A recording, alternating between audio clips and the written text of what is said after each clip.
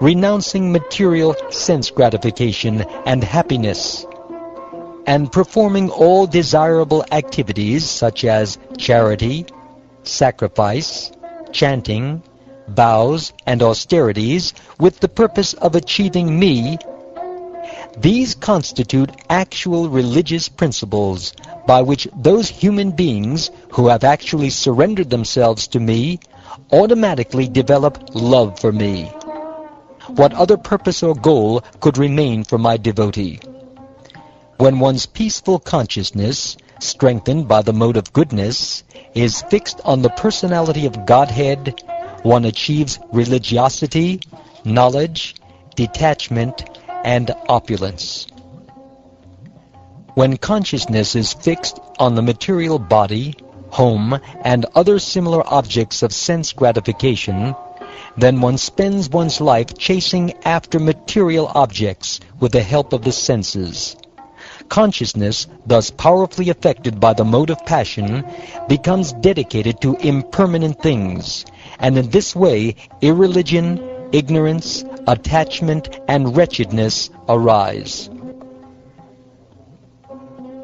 Actual religious principles are stated to be those that lead one to my devotional service. Real knowledge is the awareness that reveals my all-pervading presence.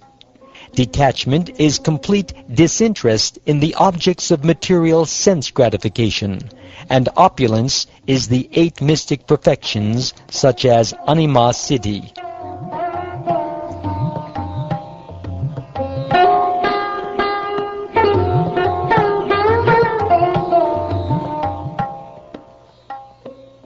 My dear Lord Krishna, O chastiser of the enemies, please tell me how many types of disciplinary regulations and regular daily duties there are.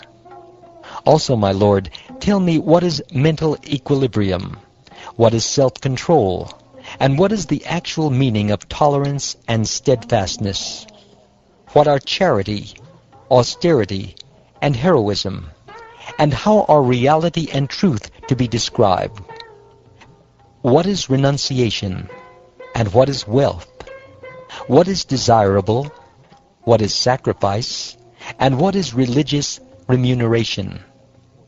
My dear Keshava, O most fortunate one, how am I to understand the strength, opulence, and profit of a particular person? What is the best education? What is actual humility? And what is real beauty? What are happiness and unhappiness? Who is learned and who is a fool?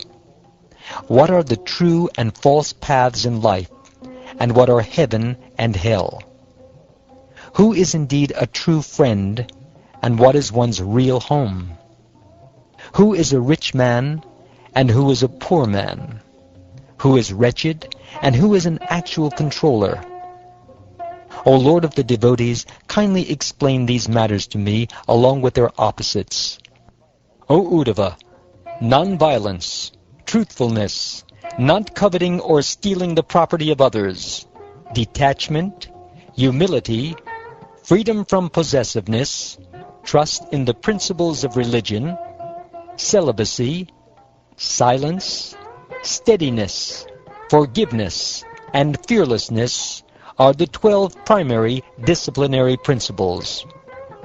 Internal cleanliness, external cleanliness, chanting the holy names of the Lord, austerity, sacrifice, faith, hospitality, worship of me, visiting holy places, acting and desiring only for the supreme interest, satisfaction, and service to the spiritual master are the 12 elements of regular prescribed duties.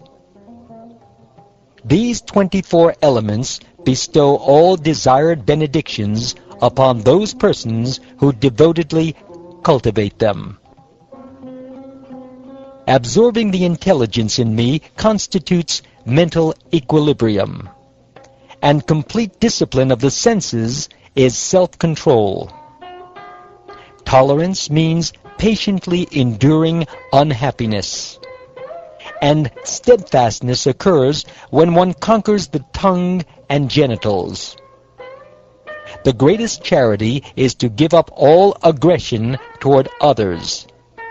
And renunciation of lust is understood to be real austerity. Real heroism is to conquer one's natural tendency to enjoy material life.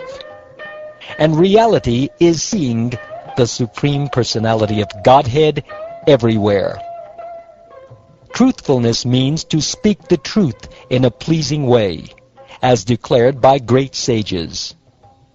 Cleanliness is detachment in fruitive activities, whereas renunciation is the sannyas order of life. The true desirable wealth for human beings is religiousness, and I, the Supreme Personality of Godhead, am sacrifice. Religious remuneration is devotion to the acharya with the purpose of acquiring spiritual instruction, and the greatest strength is the pranayam system of breath control. Actual opulence is my own nature as the Personality of Godhead, through which I exhibit the 6 unlimited opulences. The supreme gain in life is devotional service to me, and actual education is nullifying the false perception of duality within the soul. Real modesty is to be disgusted with improper activities, and beauty is to possess good qualities such as detachment. Real happiness is to transcend material happiness and unhappiness, and real misery is to be implicated in searching for sex pleasure. A wise man is one who knows the process of freedom from bondage, and a fool is one who identifies with his material body and mind. The real path in life is that which leads to me, and the wrong path is sense gratification, by which consciousness is bewildered. Actual heaven is the predominance of the mode of goodness, whereas hell is the predominance of ignorance. I am everyone's true friend, acting as the spiritual master of the entire universe, and one's home is the human body. My dear friend Uddhava, one who is enriched with good qualities is actually said to be rich, and one who is unsatisfied in life is actually poor. A wretched person is one who cannot control his senses, whereas one who is not attached to sense gratification is a real controller. One who attaches himself to sense gratification is the opposite, a slave. Thus, Uddhava, I have elucidated all of the matters about which you inquired. There is no need for a more elaborate description of these good and bad qualities, since to constantly see good and bad is itself a bad quality. The best quality is to transcend material good and evil.